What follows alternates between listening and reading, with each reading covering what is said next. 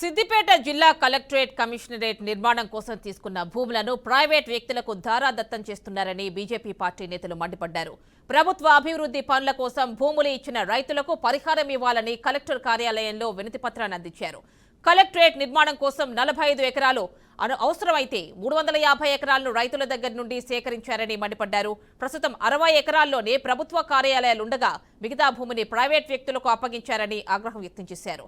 రాంపల్లి, దుద్దేడ శివారు ప్రాంతాల్లోని భూములను రైతుల దగ్గర నుండి సేకరించి వారికి కనీస నష్టపరిహారాలు కూడా అందించలేదని వాపోతున్నారు. ప్రైవేట్ వ్యక్తులకు ఆ భూములను అందజేయడం ఏమిటని ప్రశ్నించారు. బీజేపీ పార్టీ రైతుల పక్షాన నిలబడి రైతులకు న్యాయం చేకూరుస్తుందని హామీ ఇచ్చారు. రైతులకు తగిన నష్టపరిహారం చెల్లించాలని డిమాండ్ చేశారు.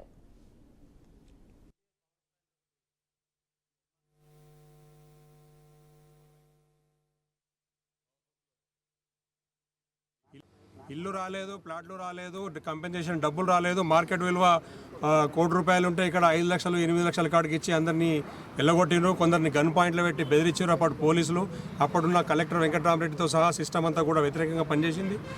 అప్పుడు ఆ ప్రభుత్వం చేస్తున్న తప్పులు, ధరణిని అడ్డం పెట్టుకొని చేస్తున్న తప్పులు ఈ గ్రామంలో దాదాపు రాంపల్లి గ్రామంలో ఒక 100 కుటుంబాలు, దుద్దడ గ్రామంలో ఒక 150 కుటుంబాలు సఫర్ అయినాయి. మొత్తం 357 ఎకరాలకు సంబంధించి ఇంతవరకు కూడా పూర్తి స్థాయిలో కంపెన్సేషన్ రాలేదు. కాబట్టి రైతులందరూ కూడా వాళ్ళ భూములు వాళ్ళే దున్నుకుంటారు. 5 సంవత్సరాల టైం పీరియడ్ ల్యాప్స్ అయిపోయింది కాబట్టి అప్పటి నోటిఫికేషన్ చెల్లదు. ప్రభుత్వానికి హెచ్చరిక అయిందంటే ఇప్పుడున్న ప్రభుత్వం అర్థం చేసుకోవాల్సింది, పాతకాలంలో ప్రభుత్వం అక్రమంగా ఏదైతే గుంజుకోవాలని చూసిన భూములు అప్పుడే రైతులే లేదు. ఇవాళ 5 సంవత్సరాల నోటిఫికేషన్ పీరియడ్ అయిపోయింది. మీ ప్రభుత్వ ఆఫీసుల అవసరం కూడా తీరిపోయింది. కాబట్టి మిగిలిన భూములలో దున్నుకుంటున్న వాళ్ళు, ఉన్నవాళ్ళు, డాక్యుమెంట్లలో మీరు పేపర్ ఎక్కికపోయినా పాత రికార్డు ప్రకారం వాళ్ళు అట్లే కంటిన్యూ.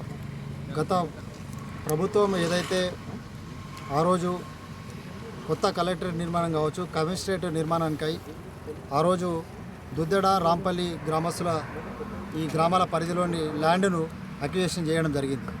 దాదాపు సుమారు 357 ఎకరాలు ఆ రోజు ల్యాండ్ అక్విజిషన్ జరిగింది. కానీ వాస్తవానికి అందులో కమిషనరేట్ కానీ కలెక్టరేట్ కానీ సుమారు దాదాపు 50-60 ఎకరాలు మాత్రమే వాడడం జరిగింది. మిగతా 300 ఎకరాలు.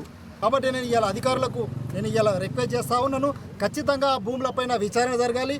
నిజంగా ఇలా రైతులకు ఇలా ప్రభుత్వ ఉద్దేశం ఏదైతే ఉన్నదో దానికి మాత్రమే ఆ యొక్క భూమిని వాడాలి, లేదంటే ఆ రైతులకే తిరిగి ఇవ్వాలి. ఆ రైతులకే ఏదైతే చట్టం చెప్తుందో 5 సంవత్సరాలుగా మీరు ఆ ప్రభుత్వాన్ని ఆ భూమిని వాడలేదు కాబట్టి 10 సంవత్సరాలు దాదాపు 7-8 సంవత్సరాలు అయిపోయింది కాబట్టి